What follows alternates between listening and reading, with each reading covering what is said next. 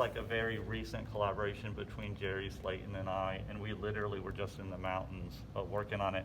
And there's a lot of dyes from my dye garden in the fabric here, so like there's a lot of indigo dye, and then this is like a buckthorn bark dye, but then there's many anthotypes where I make like a dye from, this is from the yellow dock plant, and it becomes a photo emulsion.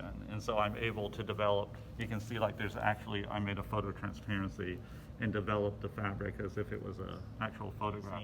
Screen prints and other things he's made that he's used anthotypes and other types of emulsions to make it. And I've taken some of his fabric and over dyed it in other dyes to increase the complexity of the fabric. And so it's been really great because we've collaborated on many of the pieces in the exhibition in multiple times, in multiple ways. So sometimes it's about dyeing, sometimes it's about printing, and sometimes it's literally just the idea of how they're going to be pieced together. I think it's about just two people coming together that have parallel interests, but in reality, like sometimes like I can give him strength or he can give me strength to attempt something that I would have never had the nerve to do on my own or something like that.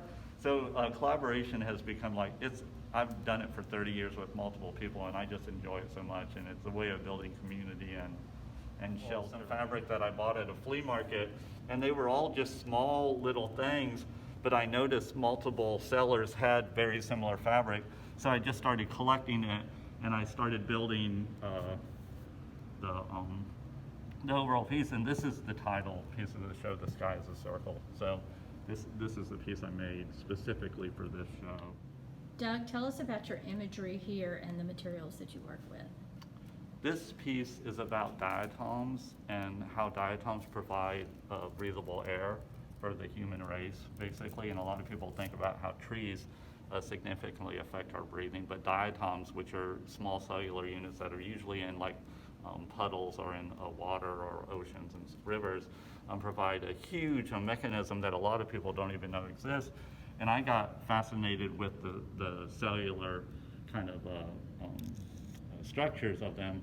And Jerry, who I'm collaborating with, started building all these amazing pieces that I then sewed and started building on like more intricate things, so using both parts of it. And hopefully this piece kind of provides a way for people to think about their interaction with ecology, with the idea of what shelter is, what the idea of the future even is, because without diatoms we're basically in big trouble. This piece is based kind of on the Milky Way or like a cosmos, and the central piece is actually made from individual sheets of dictionaries, which is a long time fascination of mine.